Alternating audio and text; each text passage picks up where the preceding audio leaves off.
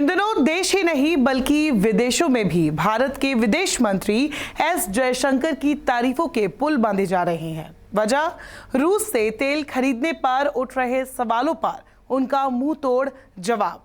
बीते दिनों external affairs minister Jaishankar India Thailand joint commission meeting को अटेंड करने बैंकॉक पहुंचे थे। यहाँ एक बार फिर रूस से तेल खरीदने का मुद्दा उठा, जिस पर जयशंकर ने क्या खूब जवाब दिया। उन्होंने कहा कि हमारे देश में प्रति व्यक्ति आय $2000 ही है, जो महंगा तेल अफोर्ड नहीं कर सकता। ऐसे में यह सुनिश्चित करना मेरा नैतिक कर्तव्य है कि मैं उनके लिए बेस्ट डील ले सकूं। Doing it in a defensive way. I mean, we have been very open and very honest about our interest. You know, I have a country which has a per capita income of $2000. These are not people who can afford higher energy prices. It is my obligation, my moral duty to actually ensure that I get them the best deal that I can from the world. खैर, विदेश मंत्री के तौर पर strict दिखने वाले doctor S Jaishankar असल जिंदगी में उतने ही मधुर स्वभाव के रहे हैं। जेएनयू में पढ़ाई की, वहां उन्हें प्यार भी हुआ। पिता आईएएस ऑफिसर, मां म्यूजिक में पीएचडी करने वाली। साफ है उनका एटीट्यूड उनकी अपब्रिंगिंग की वजह से ही ऐसा है, बेबाक और शांत। डॉक्टर एस जयशंकर ब्यूरोक्रेट्स के परिवार से हैं। यही कारण है कि ज्यादातर समय उनके परिवार का ठिकाना दिल्ली रहा। वो मूल रूप से तमिल है। जयशंकर को अंग्रेजी, हिंदी और तमिल के अलावा रूसी, जापानीज और हंगेरियन भाषा भी आती है। वो 24 साल के थे जब आईएफएस अधिकारी बन गए थे। एस जयशंकर चीन में भारत के सबसे लंबे वक्त तक एम्बेसडर रहे। एस जयशंकर ने दिल्ली के कैम्ब्रिज स्कूल से पढ़ाई की थी। इसके बाद उन्होंने दिल्ली यूनिवर्सिटी के सेंट स्टीफेंस कॉलेज से बीए की डिग्री ली। बीए के बाद एस जयशंकर ने जेएनयू से पॉलिटिकल साइंस में एमए किया। इसके बाद जेएनयू से ही एस जयशंकर ने अंतर्राष्ट्रीय संबंध में एमफिल और पीएचडी की। बताया जाता है कि यही जेएनयू में उन्हें प्यार हुआ और फिर शोभा को अपना जीवन साथी बना लिया। हालांकि कैंसर के चलते उनकी पत्नी उनके साथ नहीं रह सकी।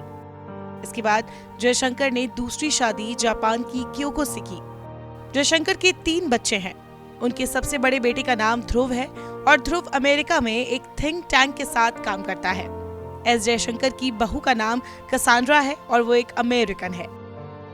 एस जयशंकर की बेटी का नाम मेधा है और वो लॉस एंजलिस में फिल्म इंडस्ट्री में काम करती है। वहीं उनके छोटे बेटे का नाम अर्जुन है।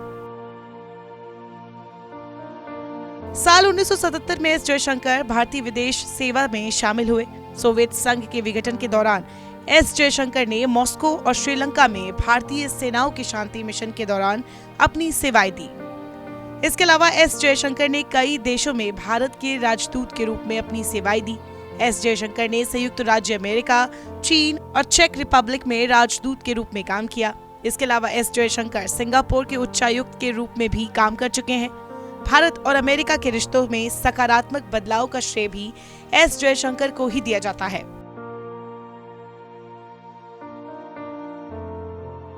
चीन में भारत के सबसे लंबे समय तक राजदूत रहने का रिकॉर्ड एस जयशंकर के नाम है।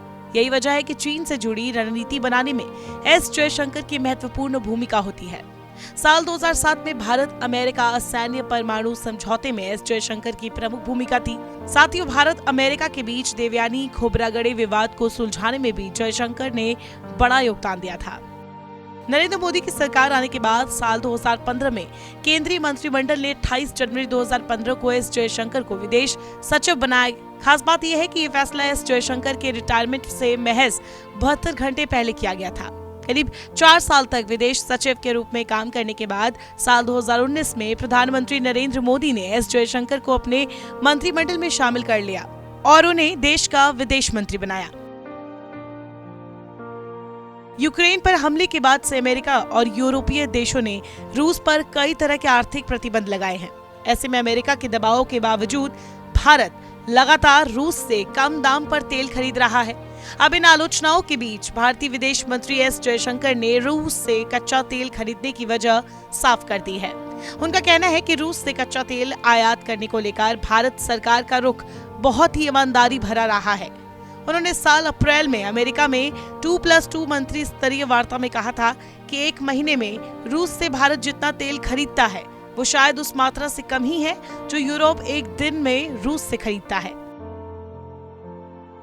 बता दें, इस साल फरवरी में यूक्रेन पर रूस के हमले के बाद से भारत की रूस से तेल खरीद रिकॉर्ड स्तर पर बढ़ी है।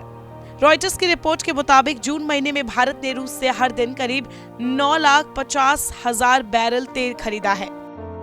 यूक्रेन पर हमले के बीच अमेरिका और यूरोप के तमाम आर्थिक प्रतिबंधों के बावजूद भारत के रूस से तेल खरीदने के फैसले पर विदेश मंत्री एस जयशंकर के बयान के बाद अमेरिका की प्रतिक्रिया भी सामने आई है। अमेरिकी विदेश मंत्रालय के प्रवक्ता नेड प्राइस ने कहा कि भारत को अपनी विदेश नीति में रूस की तरफ झुकाव खत्म करने में अभी लंबा समय लगेगा।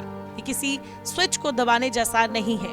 उनके बीच दशकों पुराना ऐतिहासिक संबंध है। This is not flipping a light switch. This is something that, especially for countries that have historical relationships with Russia, relationships that, as is the case with India, extend back decades, it is going to be a long-term proposition to reorient foreign policy away from.